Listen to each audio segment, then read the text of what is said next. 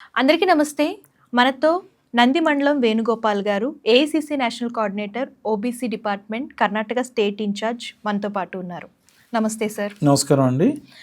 Sir, గ్రామీణ ఉపాధి హామీకి మహాత్మా గాంధీ పేరు మార్చి వీబీజీ రామ్జీ అని ఆ పథకానికి పేరు మార్చారు సార్. దీని గురించి కాంగ్రెస్ నేతలందరూ కూడా వ్యతిరేకిస్తున్నారు. దీని గురించి మీరు ఏమంటారు? 20 సంవత్సరాల నుంచి మహాత్మా గాంధీ పేరు ఉంది కదా, సడన్గా మార్చడానికి గల కారణం ఏంటి? దీని గురించి మీరు ఎలాంటి యాక్షన్ తీసుకోవాలనుకుంటున్నారు? ఏం లేదు.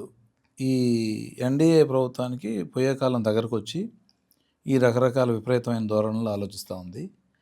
2005లో యూపీఏ గవర్నమెంటు మేము అప్పుడు మహాత్మా గాంధీ గారి పేరుతోటి జాతీయ ఉపాధి హామీ పథకాన్ని తీసుకొచ్చాం. అది ఈరోజు 2005 నుంచి ఇప్పటి వరకు 25, ఇది అంటే 20 సంవత్సరాల పాటు దేశంలో అద్భుతంగా ఈ కరువు కాటకాల్లో, మొన్న కోవిడ్ టైంలో అన్ని రకాలుగా ఆదుకునింది పేదల్ని. కనీసం వాళ్ళు భోజనం లేకుండా ఇబ్బంది పడేవాళ్ళు ఉన్నా సరే వాళ్ళు దీంతోనే బతికిన వాళ్ళు చాలామంది ఉన్నారు. ఇలాంటి అద్భుతమైన ఒక పేరు వచ్చింది. దాన్ని రూట్ లెవెల్లో కిందకి అలా వెళ్ళిపోయింది, ప్రతి పేదోడికి అందింది.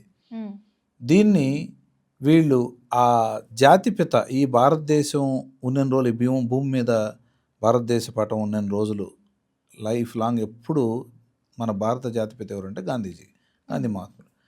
ఆయన పేరునే పక్కన పెట్టాలనే ఒక ఉద్దేశంతో వీళ్ళు ఈ దారుణమైన ఆలోచనతో, తప్పుడు ఆలోచనతో ఆలోచించి ఆయన పేరు తీసేసి ఈరోజు వీజీ రామ్జీ అనే ఒక పేరు మార్చి బిల్లు తీసుకొచ్చారు.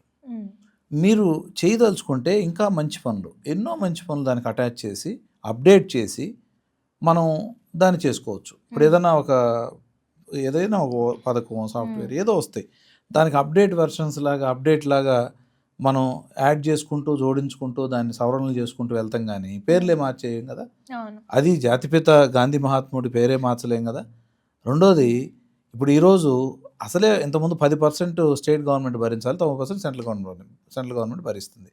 అసలే ఈ జిఎస్టీలో సరిగా అందక, కాంగ్రెస్ రాష్ట్రాల, పాలిత రాష్ట్రాలు ఉన్న వాటికి సరిగా నిధులు అందిక ఇబ్బంది పడుతూ ఉంటే దాన్ని ఇప్పుడు 40% చేశారు.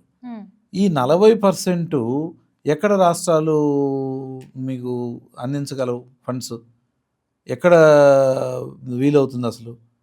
అసలే ఫండ్స్ లేక ఇబ్బంది పడుతూ ఉన్న రాష్ట్రాలు, మీరేమో మీ బీజేపీ పాలిత రాష్ట్రాల్లో మీ ఇష్టం వచ్చినట్టు ఫండ్స్ ఇచ్చుకుంటున్నారు. మాకు కాంగ్రెస్ గవర్నమెంట్ ఉన్నట్టు ఇవ్వట్లేదు.